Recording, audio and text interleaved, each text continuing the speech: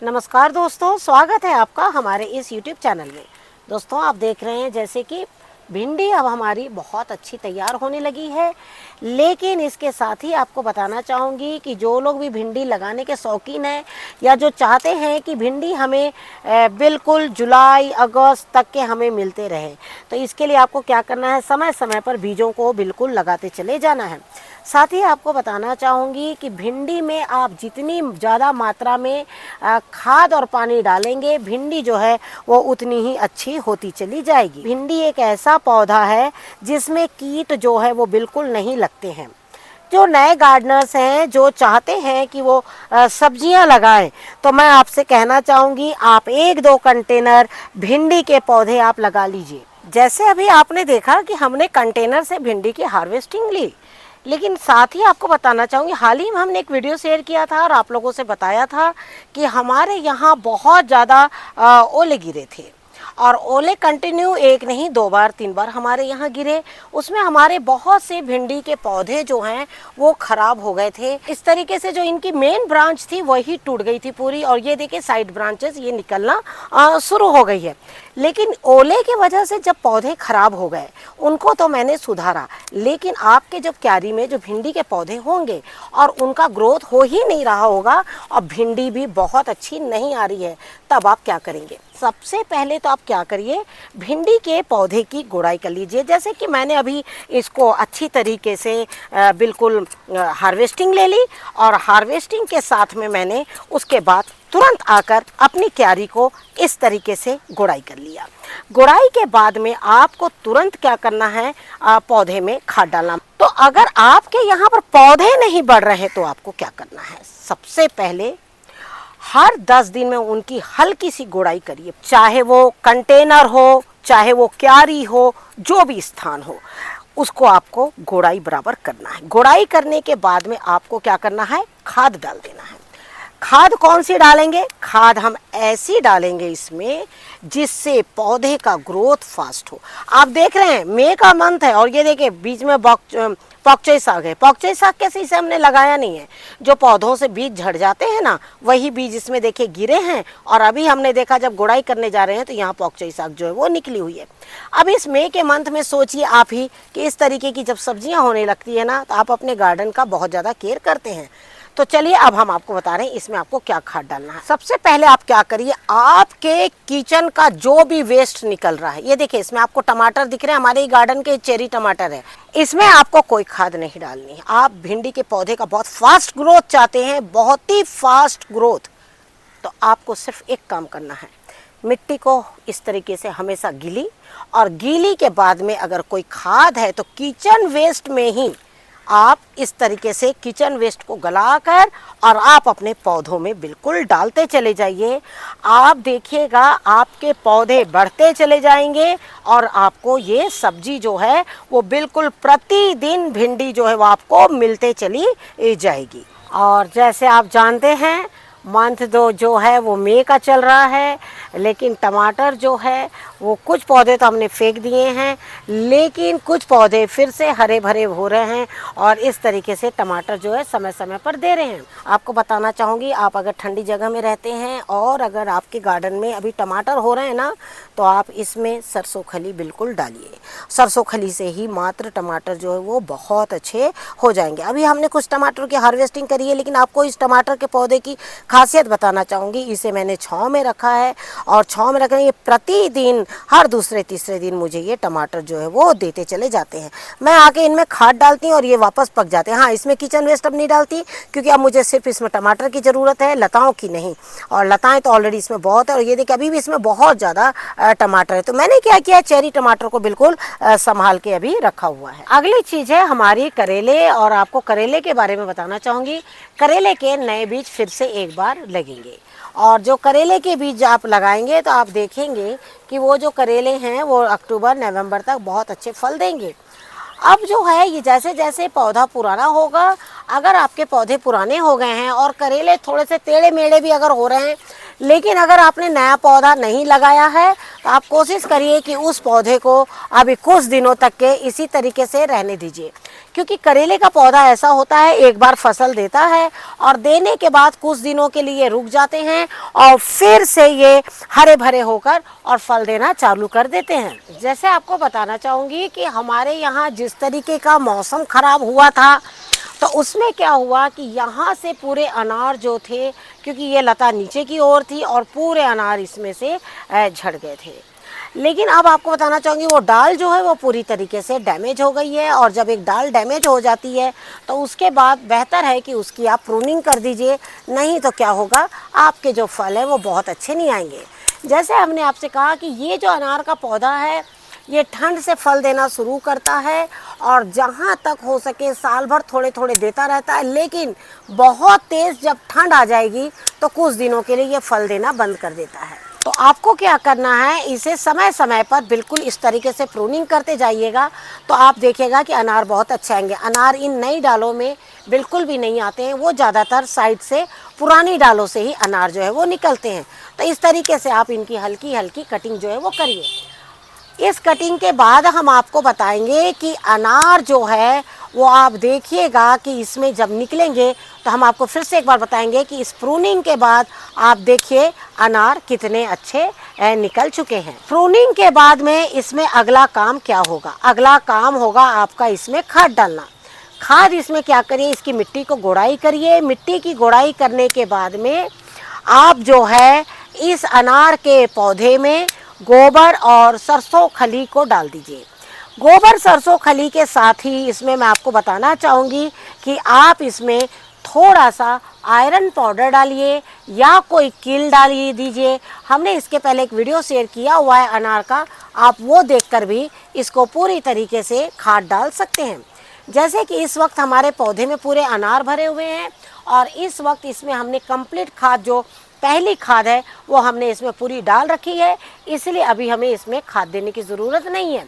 लेकिन आप अगर पहली बार इसके में काम कर रहे हैं तो आपसे मैं कहना चाहूँगी, जिस तरीके से हमने अपने वीडियो में आपको बताया है कि किस तरीके से अनार के पौधे में काम करना है, आप ऐसे करिएगा तो आप देखिएगा कि अनार का पौधा जो है वो पूरा फूलों से बिल्कुल और फलों से बिल्कुल इसी तरीके से भरा रहेगा।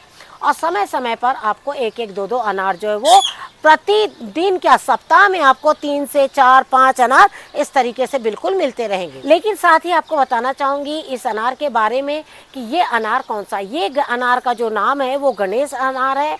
लेकिन अगर आप चाहें कि आप लाल अनार के शौकीन हैं, कि आप चाहते हैं कि आपके गार्डन में जो अनार हो वो बिल्कुल लाल दाने वाला हो, तो आपसे कहना चाहूँगी कि आप भगवा अनार लें, साथ में ग्राफ्टिंग पौधा लें।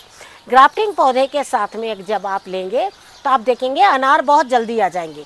लेकिन ग्राफ्टिंग पौधा होने के बाद भी आपको क्या करना है, फल जो है वो बहुत जल्दी नहीं लेना है। कम से कम पौधा जो है वो 2 साल का हो जाने दीजिए, उसके बाद थोड़ा थोड़ा फल लेना आप शुरू करिए।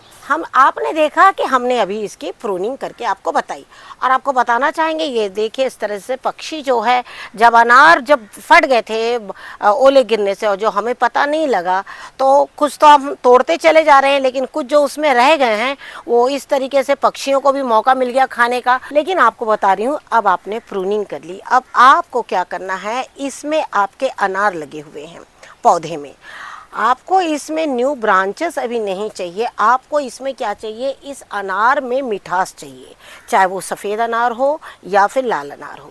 आपको बताना चाहूँगी, आपका हाल ही में एक सवाल भी आया है कि अनार क्या अलग अलग सीज़न में होते हैं? बिल्कुल अलग अलग सीज़न में होते हैं।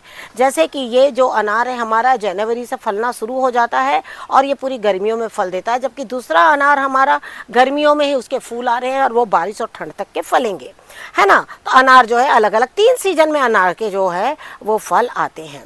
तो 3 सीजन में आपका जो भी है आपका अनार का पौधा कौन सा है, उसमें कौन से सीजन में फूल आए हैं, ये आपको ध्यान देना होगा। लेकिन आपको बताना चाहूँगी, प्रूनिंग के बाद में आपको चाहिए, आपके इस तरीके से छोटे अनार चाहिए आपको।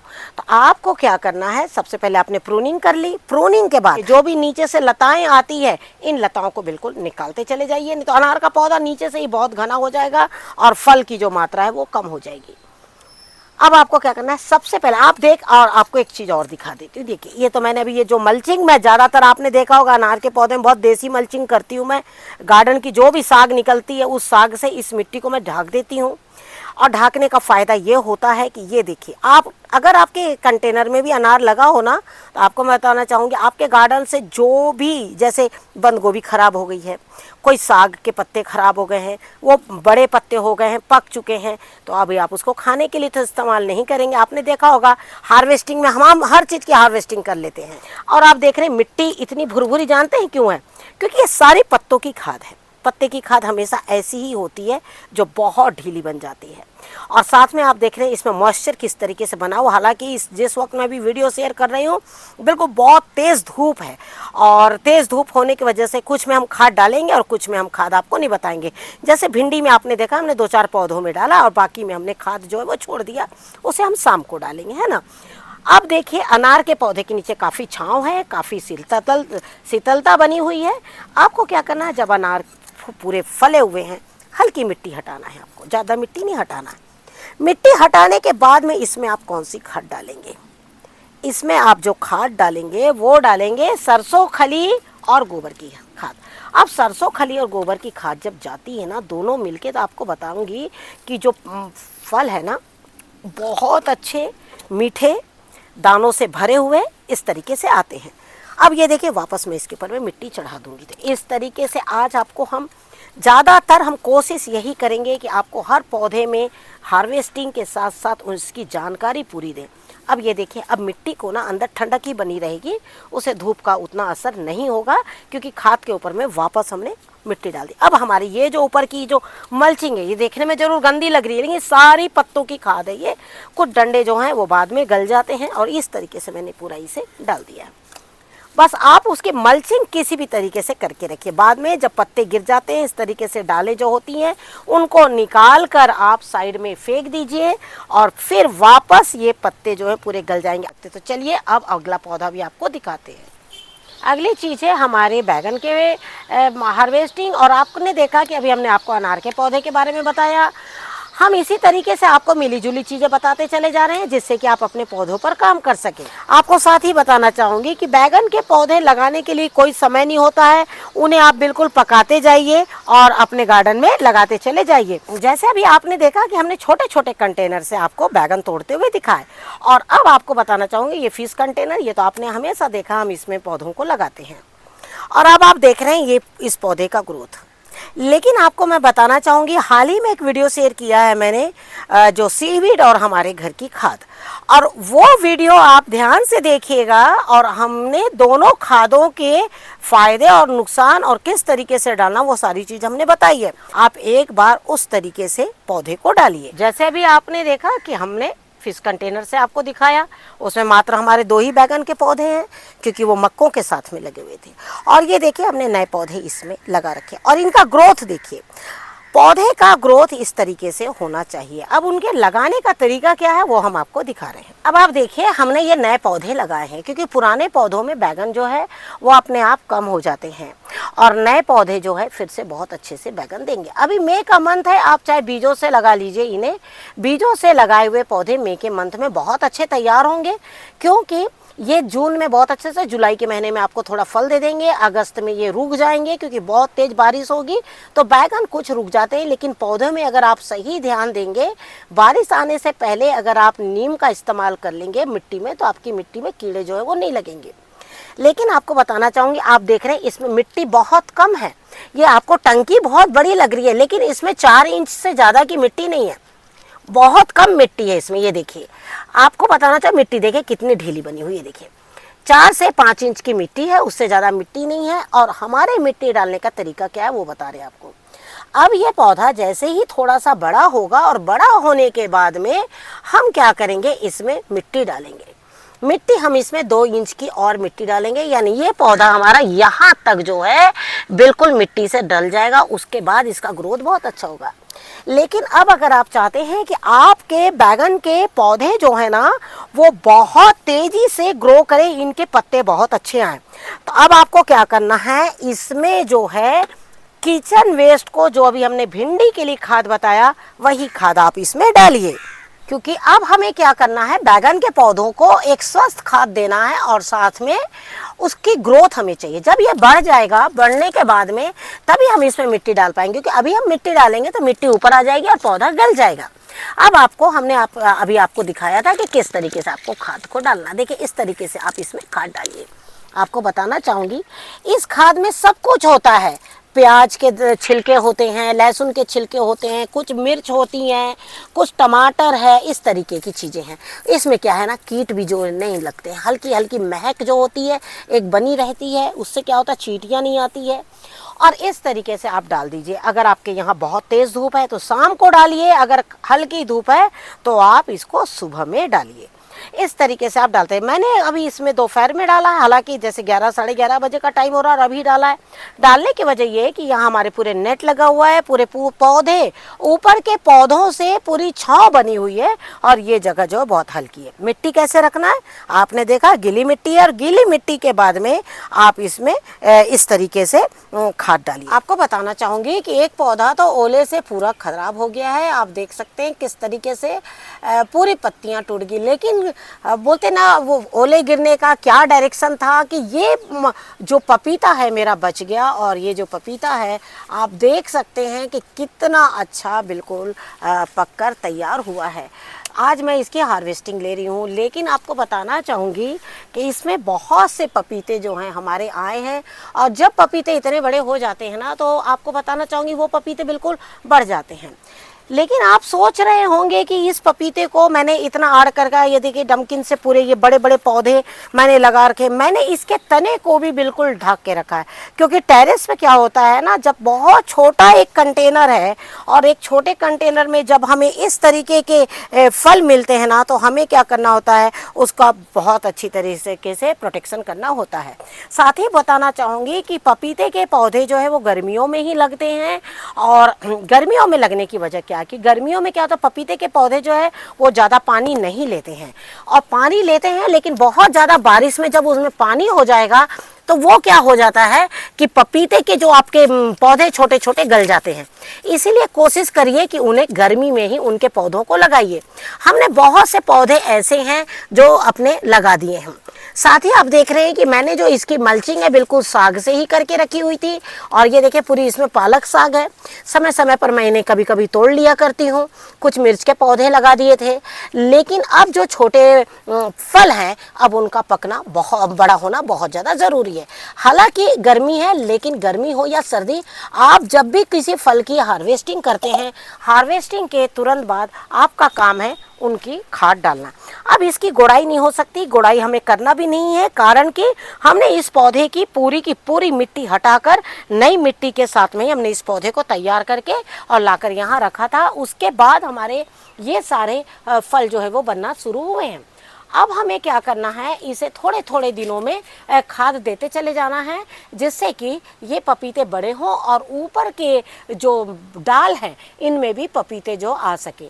हालांकि मैंने इसे ग्रीन नेट का थोड़ा सा सहारा दिया है ताकि हल्का इसमें जो है वो धूप से इसका प्रोटेक्शन हो सके, लेकिन फिर भी धूप तो चाहिए। तो हमने जब नेट को लगाया है ना, इस तरीके से लगाया है कि इसे धूप मिले, सुबह की, शाम की, और जो दोपहर की धूप है, जो तेज़ धूप जो सर के ऊपर सूर्य होता है, उस समय की धूप इससे को बचाकर बिल्कुल रख सके, इसलिए हमने थोड़ा बहुत नेट को लगाया है।